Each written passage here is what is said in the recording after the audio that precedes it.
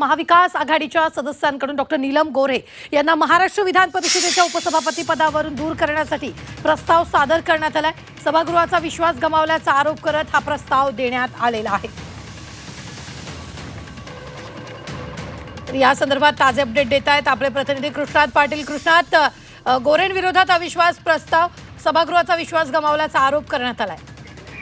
या संदर्भातली प्रस्ताव जो आहे तो महाविकास आघाडीच्या माध्यमातून देण्यात आलेला आहे आणि उपसभापती नीलम गोऱ्हे यांनी काल ज्या प्रकारे त्यांनी उपसभापती पदावर म्हणजे विधान परिषदेत असताना IPS अधिकाऱ्याचे निलंबनाचे निर्देश दिले होते आणि या संदर्भात काही आक्षेप देखील घेण्यात आले विरोधकांकडून, त्यांना अधिकार आहेत किंवा नाही आणि हेच अधिकाराच्या संदर्भातच जो संभ्रम निर्माण झाला होता त्याविषयी काही वेळापूर्वी मुख्यमंत्री देवेंद्र फडणवीस यांनी देखील स्पष्टीकरण दिलेलं आहे आणि त्या संदर्भातलं रुलिंग जे आहे ते सभापती थोड्या वेळात देणार असल्याचं सांगितलेलं आहे। तत्पूर्वी महाविकास आघाडीच्या सदस्यांकडून हे अशा प्रकारचा एक प्रस्ताव सादर करण्यात आलेला आहे आणि त्यांनी सभागृहाचा विश्वास गमावला आहे अशा प्रकारचा एक प्रस्ताव देण्यात आलेला आहे। निश्चित धन्यवाद कृष्णा ताजे अपडेट देण्यासाठी। मात्र आत्ताच्या क्षणाची ही सगळ्यात मोठी बातमी आपण पाहतोय। गोऱ्हेंविरोधात अविश्वास प्रस्ताव दाखल करण्यात आलाय, पदावरून दूर करण्यासाठी प्रस्ताव सादर करण्यात आला।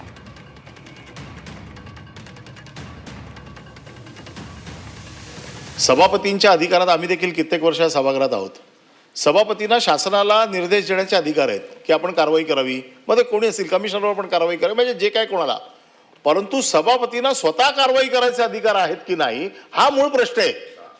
प्रश्न काय आहे की सभापतींनी सरकारला निर्देश दिले की तुम्ही कारवाई करा एखाद्या प्रकरणामध्ये, तर तो सभापतींचा अधिकार आहे, आम्ही मान्य करतो। अशी कित्येक प्रकरणं या सभागृहात झालेली आहे।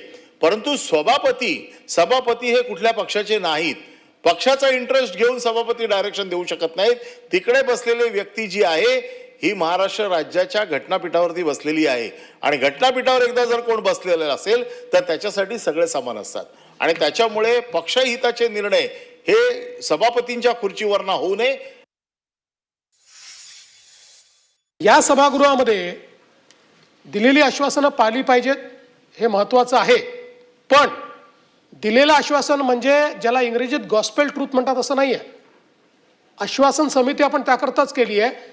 एखादं आश्वासन त्या परिस्थितीत दिल्यानंतर ते पाळता येत नसेल तर या सभागृहाला सांगावं लागतं की दिलेलं आश्वासन आहे हे आम्ही पाळू शकत नाही। आणि म्हणून मला असं वाटतं की या संदर्भात जे एक्झिक्युटिव्हचे अधिकार आहे ते एक्झिक्युटिव्हचे अधिकार आहेत। हां, त्या स्थानावर बसलं असताना सभापती, अध्यक्ष किंवा अगदी तालिका सभापती देखील परिस्थिती अनुरूप एखादा निर्देश देऊ शकतात, पण तो निर्देश दिला म्हणजे आता त्याच्यातनं सुटका नाही, ते ब्रह्मवाक्य होऊ शकत नाही। त्या संदर्भात जी वस्तुस्थिती असेल त्या वस्तुस्थिती अनुरूपच त्याच्यावर कारवाई होते असा माझा समज आहे।